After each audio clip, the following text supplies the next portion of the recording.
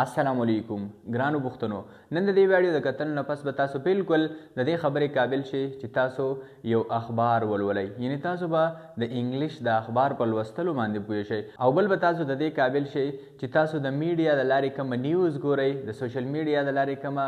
نیوز ګورئ په انګلیش کې، تاسو به بالکل په هغې باندې په خپله مورنۍ ژبه پښتو کې پوهیږئ، یعنی تاسو به د انګلیش اخبار لوستلی شئ، د هغې په معنا به پوهیږئ، او تاسو به د میډیا د لارې چې کوم نیوز ګورئ، کوم خبرونه ګورئ، تاسو به بالکل د هغې په معنا د هغې په مطلب باندې پوهیږئ. ګرانو کتونکو نن په دې ویډیو کې موږ د یو داسې اهم او د یو داسې امپورټنټ ټینس په باره کې زده کوو د کومې استعمال چې تقریبا 80% یعنی 80% په یو اخبار کې شوی وي. د دغه ټینس سنټنسز تقریبا 80% په یو اخبار کې شامل وي، او دغسې تاسو چې د میډیا د لارې کوم نیوز ګورئ تقریبا 80% د دغه ټینس سنټنسز هم د میډیا د لارې چې کوم نیوز وي په هغې کې شامل وي. ګرانو کتونکو نن به موږ په دې ویډیو کې د پریزنټ کنټینیوس ټینس په باره کې زده کوو، کومه چې ډېر زیات امپورټنټ دی د یو اخبار کتلو دپاره او په هغې د ځان پوهه کولو دپاره، او کومه چې ډېر زیات امپورټنټ دی د میډیا د لارې د نیوز کتلو دپاره. نو بس د دغه کبله نننۍ ویډیو ستاسو دپاره لږه نه او ډېره زیاته امپورټنټ ده، ډېره زیاته کروشل ده. ګرانو کتونکو وخت ضایع کول نه غواړو، بس راځئ چې سیده سیده لاړ شو او پریزنټ کنټینیوس ټینس زده کړو. سو لیټس سټارټ د لیسن. ګرانو کتونکو اوس راځئ چې په یو ښکلي او یو ښایسته انداز باندې پریزنټ کنټینیوس ټینس زده کړو، کومې ته چې پریزنټ پراګریسیو ټینس هم ویلی کېږي. که تاسو ورته پریزنټ کنټینیوس ټینس ووایئ هم ټیک ده، او که تاسو ورته پریزنټ پراګریسیو ټینس ووایئ هم ټیک ده، خو که چېرته بیا ستاسو د مخې څوک پریزنټ پراګریسیو ټینس ووایي نو چې بیا تاسو کنفیوز کیږئ نه، تاسو ته بالکل پته لګیږي چې پریزنټ کنټینیوس ټینس او پریزنټ پراګریسیو ټینس یو څیز دی، د دواړو یو مطلب دی. خو ګرانو کتونکو اوس مونږ پریزنټ کنټینیوس ټینس یا پریزنټ پراګریسیو ټینس په کوم ځای کې استعمالو، دا ټینس مونږ له په کوم ځای کې فایده راکوي، د دې ټینس نه مونږ په کوم ځای کې فایده اخلو. نو په یاد ساتئ د پریزنټ کنټینیوس ټینس ډیفینیشن داسې دی: an action continuous and present. څه مطلب دی an action continuous and present؟ مطلب دا دی چې یو کار چې هغه په پریزنټ ټایم کې په پریزنټ وخت کې جاری وي، د هغې دپاره مونږ پریزنټ کنټینیوس ټینس یا پریزنټ پراګریسیو ټینس استعمالو. او بل ډیفینیشن یې داسې دی: an action that happening right now. an action that happening right now مطلب همدغه دی چې یو کار چې هغه هم په دې ساعت باندې کیږي، رایټ ناو په دې ساعت په دې وخت باندې کیږي، نو د هغې دپاره بیا مونږ هم پریزنټ پراګریسیو ټینس یا پریزنټ کنټینیوس ټینس استعمالو. لکه څنګه چې مونږ په پښتو کې وایو هغه روټۍ خوري، یعنی تاسو ته یو څوک رینګ وکړي، یو څوک درته کال وکړي چې یلکه هغه ورور دې څه شو یا هغه پلار دې څه شو، هغه ملګری دې څه شو، هغه خو کال هم نه اټینډ کوي او ډېر زیات لیټ شو، مونږ یې په انتظار مړه کړو، او ته ورته وایې چې یاره په کټ کې ناست دی، روټۍ په لاس کې ده او هغه روټۍ خوري، یعنی روټۍ دا کار چې کومه دی په دې ټایم باندې جاری دی، روټۍ خوري. هغوی کرکټ کوي، په ګراونډ کې دی، بیټ ورسره په لاس کې دی او کرکټ یې لګولی دی، هغوی کرکټ کوي. مونږ مونځ کوو، مونږ په جومات کې په مسجد کې په مونځ باندې ولاړ یو، مونږ مونځ کوو. هغه میچ ګوري، یعنی په کمره کې ناست دی یا په یو ریسټورنټ کې ناست دی، ټي وي یا موبایل یې آن کړی دی او هغه میچ ګوري. د میچ په ځای باندې تاسو فلم هم ویلی شئ، هغه فلم ګوري. زه خبرې کوم، یعنی زه لګیا یم اوس خبرې کوم یا زه کلاس اخلم، نو هغه کارونه چې هغه په پریزنټ ټایم کې په دې وخت باندې جاری وي، نو د هغې لپاره مونږ پریزنټ کنټینیوس ټینس استعمالو. ګرانو کتونکو اوس به داسې قسم له سنټنسز یعنی داسې قسم له جملې مونږ په ویلو کې څنګه وایو، یعنی که چېرته مونږ له په ویلو کې د داسې قسم له جملو ضرورت راشي نو بیا به داسې قسم له سنټنسز داسې قسم له جملې مونږ وایو څنګه. خو که چېرته مونږ یو پیپر ته ناست یو، یو ایسې لیکو او مونږ له یې راکړي داسې قسم له سنټنسز چې دا انګلیش ته ټرانسلیټ کړو، نو بیا به داسې قسم له سنټنسز مونږ انګلیش ته ټرانسلیټ کوو څنګه، یا به داسې قسم له سنټنسز مونږ لیکو څنګه. نو ګرانو کتونکو راځئ چې په یو ښکلي انداز سره دغه طریقه هم زده کړو، هم د ویلو هم د لیکلو. فار ایگزامپل زما سه یو سنټنس دی او سنټنس داسې دی احمد سکول ته روان دی، یعنی د احمد بیگ په غاړه دی، په روډ باندې یا په لاره باندې سکول ته روان دی، کومه چې د پریزنټ کنټینیوس ټینس پازیټیو سنټنس دی. ګرانو کتونکو دا سنټنس چې مونږ انګلیش ته ټرانسلیټ کوو نو د دې لپاره یو شارټ غونتې سټرکچر دی، د دې لپاره یو شارټ غونتې فارموله ده. یوازې د دې لپاره نه، د هر پازیټیو سنټنسز کومه چې د پریزنټ کنټینیوس ټینس سره تعلق ساتي هغه ټول مونږ د دې سټرکچر په ذریعه د دې سټرکچر په مدد سره انتهایی په اسانه انګلیش ته ټرانسلیټ کولی شو. سټرکچر داسې دی د ټولو نه اول سبجیکټ به لګېږي. سبجیکټ هغه چاته ویلی کېږي څوک چې په سنټنس کې، څوک چې په جمله کې کار کوي. همیشه دپاره چې تاسو کله په یو سنټنس کې په یو جمله کې سبجیکټ پیدا کوئ نو صرف او صرف د ځان نه به تپوس وکړئ چې په دې جمله کې کار څوک کوي. لکه زموږ سره چې دا سنټنس دی احمد سکول ته روان دی، نو موږ به د پښتو دا سنټنس یو ځل د ځان سره ووایو چې احمد سکول ته روان دی، بیا به ووایو چې څوک سکول ته روان دی، موږ ته به جواب میلاو شي احمد. نو بس بالکل احمد زموږ سره سبجیکټ دی. نو په جمله کې چې څوک کار کوي هغه کس ته، هغه چاته ویلی کېږي سبجیکټ. نو کله چې موږ د پریزنټ کنټینیوس ټینس جملې انګلیش ته ټرانسلیټ کوو نو د ټول نه اول به سبجیکټ لګېږي. په دویم نمبر ایز ایم آر او په دریم نمبر د ورب فرست فارم پلس آئی این جی، یعنی د ورب فرست فارم به لګو او د هغې څخه آئی این جی لګو او په اخره کې به بس ابجیکټ لګو او فول سټاپ او بیا به زموږ سنټنس کمپلیټ کیږي. خو ګرانو کتونکو اوس خبره دا ده چې ایز ایم آر به مونږ په کوم ځای کې لګو، یعنی مونږ خو داسې نشو کولی چې درې واڼه بس په پټو سترګو په یو سنټنس کې په یو جمله کې ورولو، داسې خو مونږ نشو کولی. ګرانو کتونکو ایز ایم آر به مونږ لګو کله چې زموږ سره سبجیکټ آی وي، یعنی زه د خپل ځان په باره کې خبره کوم نو هلته به زه بیا په پریزنټ کنټینیوس کې د ځان نه پس یعنی د آی نه پس ایم لګو. مطلب دا دی چې ایم مونږ له صرف او صرف په آی کې مدد راکوي، یعنی مونږ ایم صرف د آی نه پس لګولی شو او صرف دغه د ایم کار دی، ایم نور هیڅ کار هم نه کوي. او په دویم نمبر باندې ایز کله چې مونږ سره سبجیکټ هی شي ایټ یا سینګولر ناون وي نو هلته به مونږ بیا ایز لګو. د سینګولر ناون نه مراد دا دی یو سینګولر نوم، لکه څنګه چې مونږ احمد یاد کو دغسې د بل یو الک یا د یو جینۍ نوم یا د یو سیز نوم، نو د هغې دپاره بیا مونږ ایز لګو. او په دریم نمبر باندې آر، یعنی کله چې زموږ سبجیکټ یو وي، وی وي، دی وي یا یو پلورل ناون وي، یعنی پلورل ډېر نومونه وي، نو د هغوی نه پس بیا مونږ په پریزنټ کنټینیوس ټینس کې آر لګو. ګرانو کتونکو دا سنټنس چې زه انګلیش ته ټرانسلیټ کوم احمد سکول ته روان دی، نو د ټول ناول کارکوونکی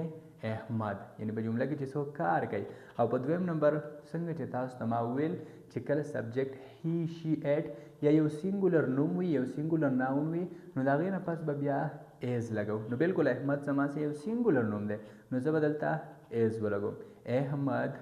ایز. او بیا فارموله وایي د ورب فرست فارم ولګو او د هغه فرست فارم څخه بیا آئی این جی ولګو. نو په دې جمله کې څه کار کېږي؟ په دې جمله کې تلل کېږي او تللو ته ویلی کېږي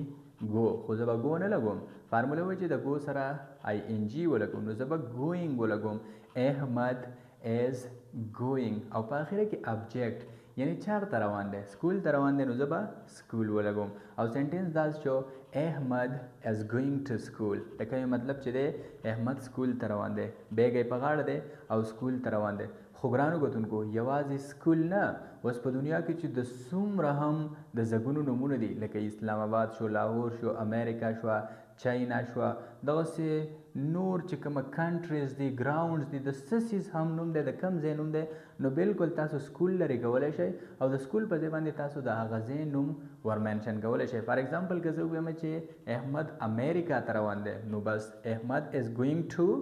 امریکا. د امریکا په ځای باندې تاسو بالکل چاینا ویلی شئ، تاسو بالکل کراچي ویلی شئ، افغانستان ویلی شئ. او څنګه چې تاسو ته ما وویل چې څومره هم د زګونو نومونه دي بالکل تاسو پکې هغه منشن کولی شئ او بس د جملې مطلب به هغه وي کومه چې تاسو د ځای نوم منشن کړی وي. ګرانو کتونکو خو اوس به نیګیټیو سنټنسز څنګه ټرانسلیټ کوي انګلیش ته، یعنی د پریزنټ کنټینیوس ټینس نیګیټیو سنټنسز به مونږ څنګه ټرانسلیټ کوو. منفي چې کومې ته ویلی کېږي په هغې کې یو کار نه کېږي،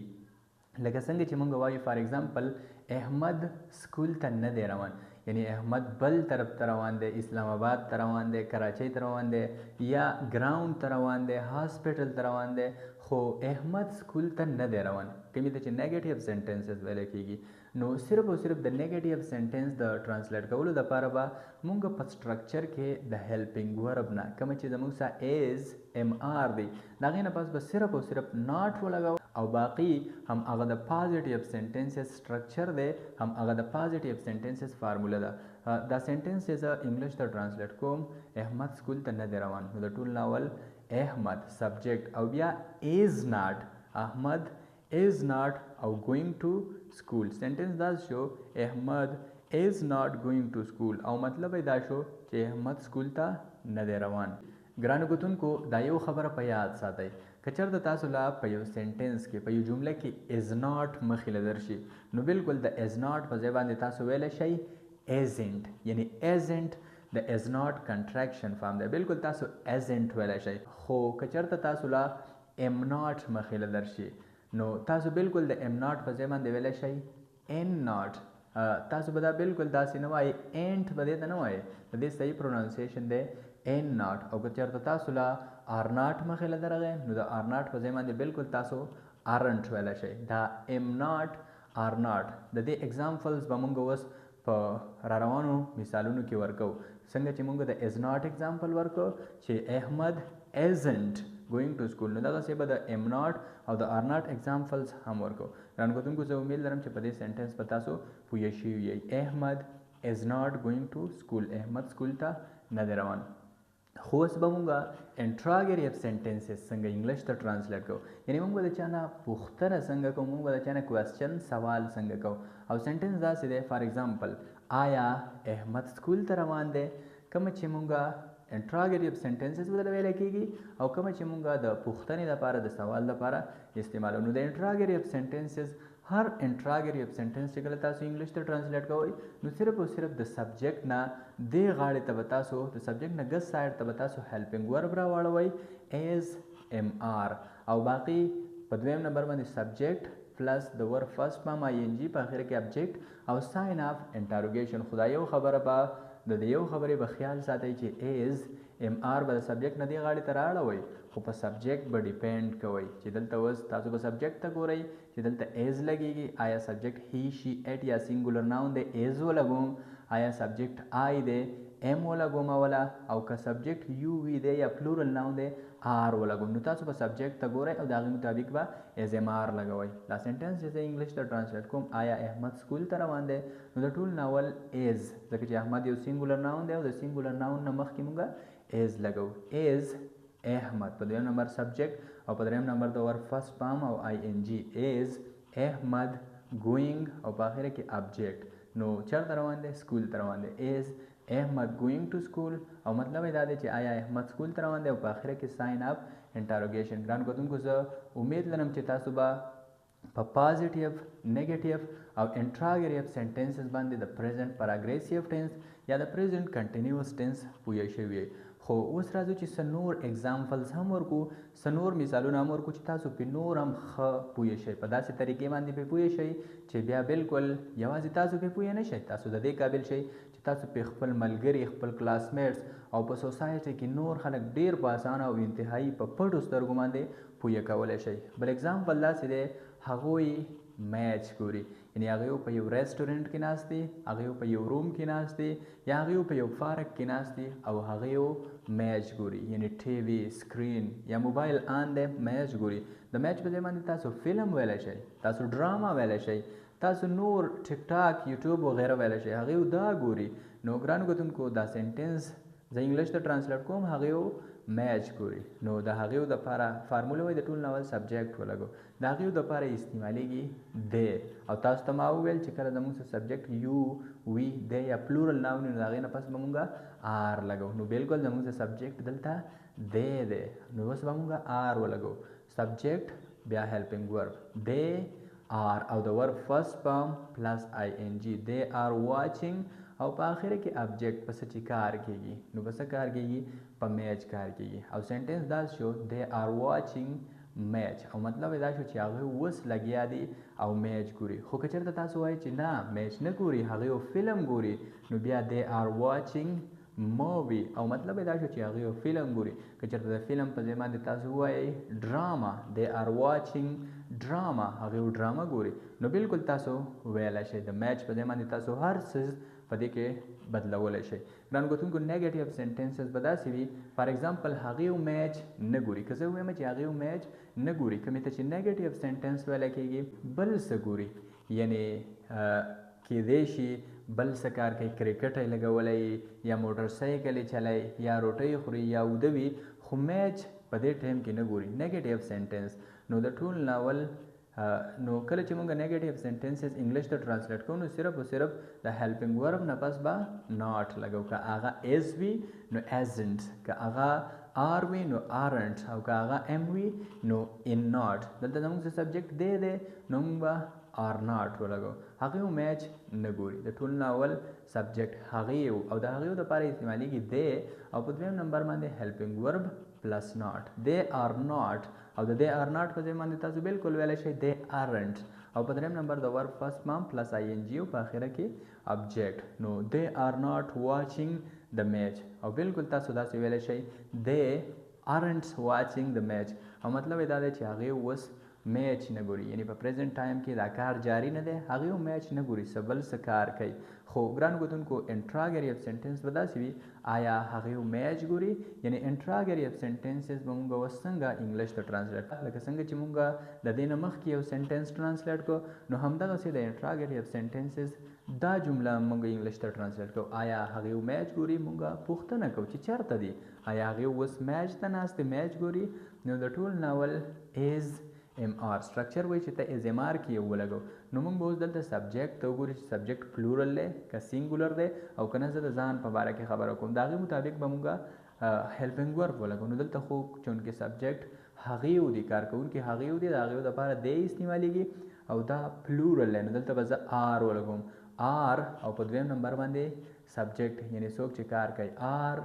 دی او بیا د ورب فرست فارم پلس ING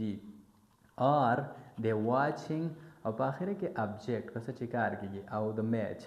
او ابجیکټ دی میچ او سینټنس دا شو آر دی واچینګ د میچ او مطلب یې دا شو چې آیا هغې یو میچ ګوري اوس لګیا دي ټي وي ته یا یو سکرین وغیره ته ناست دي او میچ ګوري آر دی واچینګ د میچ آیا هغې یو میچ ګوري او په آخره کې ساین آف انټاروګیشن ساین آف انټاروګیشن به په سوالیه جملو کې په انټراګریف سینټنسز کې همیشه لپاره نه پرېږدئ ځکه چې دا سوالیه جملې دي او ساین آف انټاروګیشن به په دې کې خامخا لګي. بل اگزامپل او کومه چې د پریزنټ کنټینیوس ټینس یا د پریزنټ پراګریسیو ټینس آخري اگزامپل دی په پازیټیو نیګیټیو او انټراګیټیو درې واړه سینټنسز کې.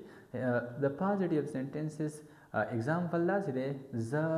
روټۍ خورم یعنی زه په دې ساعت باندې ناست یم